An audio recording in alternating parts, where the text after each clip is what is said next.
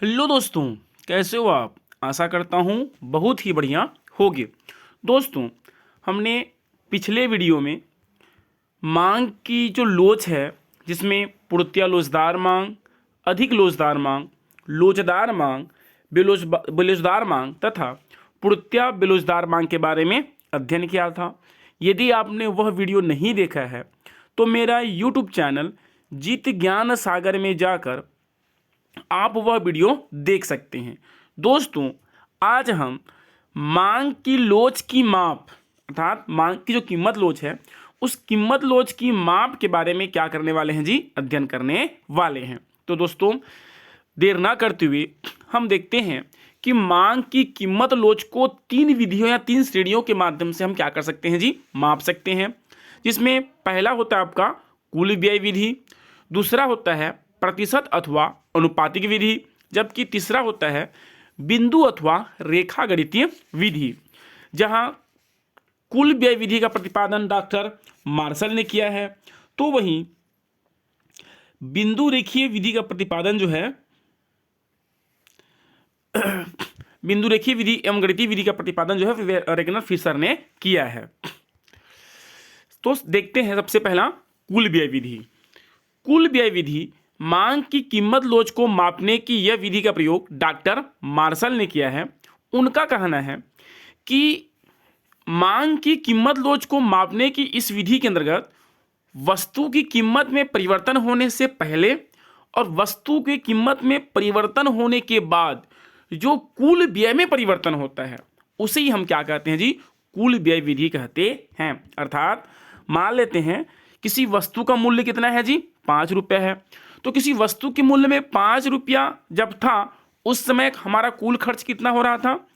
और जैसी वस्तु का मूल्य 5 रुपये से बढ़कर यदि 6 रुपया हो जाए, या 5 रुपये से घटकर यदि कितना हो जाए जी, 2 या 3 रुपया हो जाए, तो उस स्थिति में कुल व्यय अर्थात कुल खर्च जो है कितनी होती है, उसी को हम क्या कहते हैं, कुल व्यय विधि के द्वारा मांग की लोच की माप।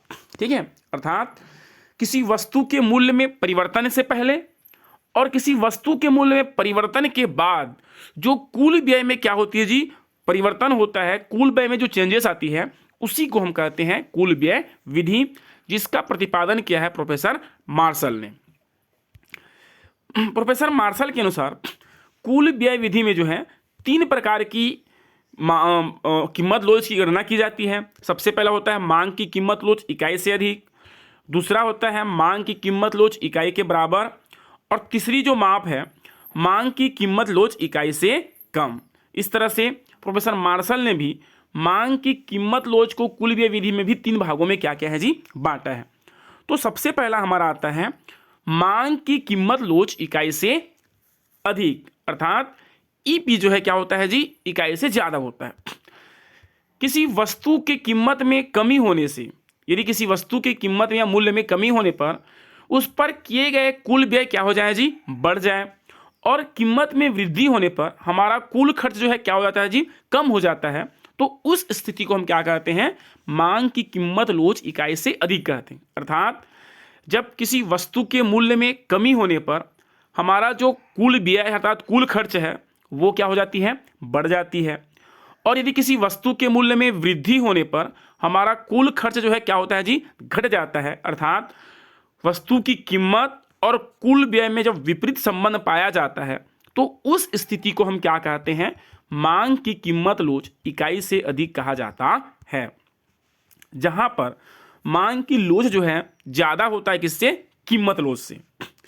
तो तालिका में दिया है, देख सकते हैं कि मान लेते हैं कि वस्तु की कीमत प्रारंभिक अवस्था में कितना था जी, 5 इकाई के बराबर था।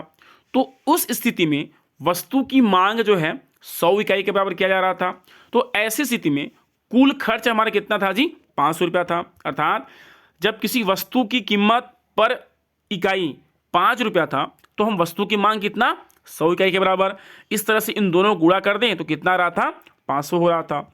लेकिन जैसी ही वस्तु का मूल्य 5 रुपये से घटकर 5 रुपये से घटकर कितना होता है जी, 2 रुपया होता है, तो वस्तु की मांगी गई मात्रा जो है वो 100 रुपये से 100 इकाई से बड़े कितना होता है जी, 300 इकाई हो जाता है जी, है ना। जैसी वस्तु की कीमत में कमी हुई, मूल्य में कमी हुई, मांग जो है क्या हो गया, बढ़ गया।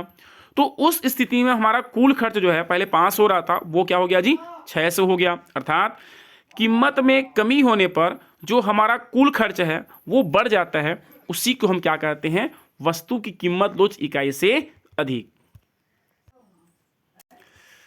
इसको हम रेखाचित्र के माध्यम से भी देख सकते हैं।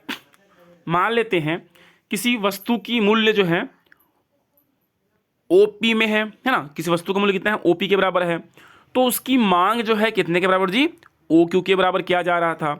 तो इस तरह से हमारा कुल क्षेत्रफल, कुल मांग जो है ओ पी आर क्यू के बराबर हो रहा था। ठीक है, जब वस्तु का मूल्य कितना था, ओ पी था, तो उसकी मांग कितने के बराबर जी, ओ क्यू के बराबर हो रहा था। तो इस तरह से हमारा जो कुल मांग क्षेत्रफल है वो ओ पी आर क्यू के बराबर हो रहा था। जैसे ही वस्तु का मूल्य ओ पी से घटकर, है ना, जैसे ही वस्तु का मूल्य कितना ओ पी से घटकर ओ पी वन होता है, हमारी मांग जो है ओ क्यू से बढ़कर कितना हो जा रहा है जी, ओ क्यू वन हो जा रहा है। तो इस तरह से हमारा जो कुल मांग है वो O P one R one Q one के बराबर होता है। तो दोस्तों आप रेखा चित्र में देख सकते हैं कि वस्तु की जो मूल्य में कमी हुई है उससे ज़्यादा जो है हमारा खर्च क्या हो गया जी, बढ़ गया है। आप दोनों क्षेत्रफल की दूरियां देख सकते हैं, है ना। आप ओ पी और पी वन की क्षेत्रफल छोटा है, जबकि क्यू और क्यू वन की क्षेत्रफल क्या है जी, बड़ा है। तो इसी को हम क्या कहते हैं, मांग की कीमत लोच इकाई से अधिक, अर्थात कीमत लोच जो है इकाई से क्या है, ज़्यादा है। अगला है हमारा मांग की कीमत लोच इकाई के बराबर, अर्थात जब किसी वस्तु के कीमत में परिवर्तन होने के बावजूद भी यदि हमारा कुल खर्च जो है क्या हो, बराबर रहे। ठीक है, मान लेते हैं किसी वस्तु का मूल्य 5 रुपया था और उस स्थिति में जो है हम कितने इकाई जी, 100 इकाई वस्तु की मांग कर रहे थे और हमारा खर्च कितना है, 500 इकाई। लेकिन जैसी वस्तु का मूल्य घटकर क्या हो जाए, 2 रुपया हो जाए, लेकिन हमारा कुल व्यय जो है क्या हो जी, समान मात्रा में हो, अर्थात वस्तु के मूल्य में कमी या वृद्धि होने पर भी हमारा कुल खर्च जो है क्या होता है जी, बराबर होता है। उस स्थिति को मांग की कीमत लोच इकाई के बराबर कहते हैं, जिस समय ईपी जो है अर्थात मांग कीमत लोच इकाई के बराबर होता है। ईपी बराबर क्या होता है जी, 1 होता है। जैसे तालिका में देख सकते हैं कि पहले वस्तु की कीमत कितना था, प्रति इकाई 5 रुपया था। ऐसी स्थिति में वस्तु की मांग कितने के बराबर जी, 100 इकाई के बराबर कर रहे थे, अर्थात हमारा कुल खर्च जो है कितना, 500 रुपये हो रहा था। जैसी ही वस्तु का मूल्य या कीमत 5 रुपये से घटकर कितना हो जाता है, 2 रुपये प्रति इकाई हो जाता है। वस्तु की मांगी गई मात्रा जो है बढ़ कितना जी, 250 हो जाता है। लेकिन हमारा कुल खर्च जो है पहले के ही जैसा होता है, अर्थात 500 ही रहता है। अर्थात वस्तु के मूल्य में कमी होने पर भी हमारा कुल खर्च क्या होता है जी, पहले जैसे ही होता है, 500 के बराबर ही होता है। उस स्थिति को मांग की कीमत लोच इकाई के बराबर कहा जाता है।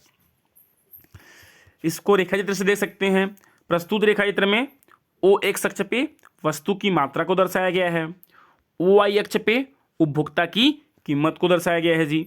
डी डी रेखा हमारा क्या है, मांग वक्र रेखा है, जो यह बताता है कि वस्तु की मूल्य और उसकी मांगी गई मात्रा के मध्य विपरीत संबंध को बताता है। अर्थात वस्तु के मूल्य में वृद्धि होने पर मांग में क्या होती है जी, कमी होती है। इसलिए मांग वक्र जो है वो बाएं से दाएं नीचे की ओर झुका हुआ होता है। दोस्तों प्रारंभिक अवस्था में जब वस्तु का मूल्य ओपी के बराबर था तो वस्तु की मांग जो है ओ क्यू के बराबर किया जा रहा था। इस तरह से हमारा जो कुल मांग है O P into O Q बराबर ओ पी आर क्यू के बराबर किया जा रहा था। ठीक है, जैसे ही वस्तु का मूल्य ओपी से घटकर ओपी वन होता है ना, आप देख सकते हैं वस्तु का मूल्य पहले ओपी था, अब घट कितना हो गया, ओपी वन हो गया। तो हमारा मांग जो है ओ क्यू से बढ़े कितना जी, ओ क्यू वन हो जा रहा है। इस तरह से जो नया वस्तु की मांग वक्र बन रहा है वो क्या था, O P one into Q one बराबर O P one R one के बराबर जो है क्या होता है जी, आर वन क्यू वन के बराबर जो है वस्तु की मांग किया जाता है। यहां से लेकर यहां तक जो है वस्तु की मांग किया जाता है। तो रेखाचित्र से देखने से स्पष्ट होता है कि वस्तु की मूल्य में जितनी अनुपात में कमी हो रही है, उसकी मांगी गई मात्रा भी उसी अनुपात में बढ़ रही है, था हमारा खर्च भी क्या हो रहा है जी, उसी अनुपात में बढ़ रहा है। तो इसी को हम क्या कहते हैं, मांग की कीमत लोच इकाई के बराबर कहा जाता है। तीसरा है हमारा मांग की कीमत लोच इकाई से कम, अर्थात ईपी जो है क्या होता है जी, कम होता है 1 से। यदि किसी वस्तु की कीमत में कमी होने पर कुल व्यय भी क्या हो जाए, घट जाए, और कीमत में वृद्धि होने पर कुल व्यय भी क्या होती है जी, बढ़ जाती है, तो उस स्थिति को मांग की कीमत लोच इकाई से कम कहते हैं। अर्थात वस्तु के मूल्य में वृद्धि होने पर खर्च भी क्या हो जाए, बढ़ जाए, वस्तु के मूल्य में कमी होने पर हमारा कुल व्यय भी क्या हो जाता है जी, घट जाता है। अर्थात दोनों के मध्य, वस्तु के मूल्य और कुल व्यय के मध्य जो है क्या संबंध, धनात्मक संबंध को बताता है। उस स्थिति को मांग की कीमत लोच इकाई से कम कहा जाता है। जैसे कि आप तालिका से देख सकते हैं कि मान लेते हैं किसी वस्तु की कीमत प्रति इकाई 5 रुपया था, तो उस स्थिति में वस्तु की मांगी गई मात्रा कितना था जी, 100 रुपये के बराबर था। इस तरह से हमारा कुल खर्च जो है कितना, 500 रुपये के आसपास हो रहा था। जैसी वस्तु की कीमत 5 रुपये से घटकर 2 रुपया होता है, हमारी मांगी गई मात्रा जो है 100 से बढ़े कितना, 250 रुपये के आसपास होता है। लेकिन हमारा कुल खर्च जो है 500 से घटे कितना हो गया है जी, ये आपका 200 हो जाएगा, है ना। 250 लिखा है, वो कितना हो जाएगा, 200 हो जाएगा, वो प्रिंट मिस्टेक है। किसी वस्तु की मूल्य यदि 2 रुपया है तो मांगी गई मात्रा कितने के बराबर जी, 200 के बराबर, ठीक है, बढ़कर 200 हो जाएगा। जिस तरह से हमारा खर्च जो है 500 से घटे कितना हो जा रहा है जी, 400 हो रहा है। अर्थात वस्तु के मूल्य में कमी होने पर हमारा कुल खर्च भी क्या होता है, कम हो जाता है। तो उस स्थिति को हम क्या कहते हैं, मांग की कीमत लोच इकाई से कम कहते हैं। ठीक है दोस्तों, यहाँ पर आप लोग आप अपनी बुक में भी चेंज कर लेना, ये 250 नहीं होगा, कितना होगा, 200 होगा, ठीक है, क्योंकि 200 इंटू 2 करेंगे तो कितना आएगा आपका, 400 आएगा। ठीक, ये प्रिंट मिस्टेक है। तो इस तरह से मांग की कीमत लोच अर्थात ईपी जो है क्या होगा, कम होगा इकाई से। यहाँ पर रेखाचित्र दे सकते हैं। प्रस्तुत रेखाचित्र में ओ एक्स अक्ष पे वस्तु की मात्रा को दर्शाया गया है, ओ वाई अक्ष पे जो है उपभोक्ता की कीमत को दर्शाया गया है। डी डी रेखा हमारा क्या है जी, मांग वक्र रेखा है, जो बाएं से दाएं नीचे की ओर झुकता हुआ दिखाई दे रहा है। जब प्रारंभिक अवस्था में वही वस्तु का मूल्य ओपी था तो हम उसकी मांग कितने के बराबर, ओ क्यू के बराबर कर रहे थे। जैसे ही वस्तु की मूल्य ओपी से घटकर OP1 होता है, मांग जो है ओ क्यू से बढ़ाया कितना कर दे रहे हैं जी, OQ1 कर दे रहे हैं। लेकिन तालिका से देखने से स्पष्ट है कि जितनी मात्रा में वस्तु के मूल्य में कमी हुई है, इतना देखिए वस्तु के मूल्य में कमी हुई है, लेकिन मांग में जो है थोड़ी सी मात्रा में क्या हुआ है जी, वृद्धि हुआ है। मतलब मूल्य में भारी परिवर्तन होने पर वस्तु के मूल्य में क्या हो रही है जी, थोड़ी सी कमी हो रही है। इसलिए इसे हम क्या कहते हैं, मांग की कीमत लोच इकाई से कम कहा जाता है। दोस्तों आज के लिए इस वीडियो में इतना ही। हम कल अगले वीडियो में बिंदु अथवा रेखा गणितीय माध्यम से मांग की लोच की गणना के बारे में अध्ययन करेंगे। दोस्तों यदि आपको यह वीडियो अच्छा लगे और यदि आप 12वीं अर्थशास्त्र या UGC नेट से संबंधित तैयारी कर रहे हैं तो मेरा YouTube चैनल जीत ज्ञान सागर को लाइक, शेयर और सब्सक्राइब करना न भूलें। धन्यवाद।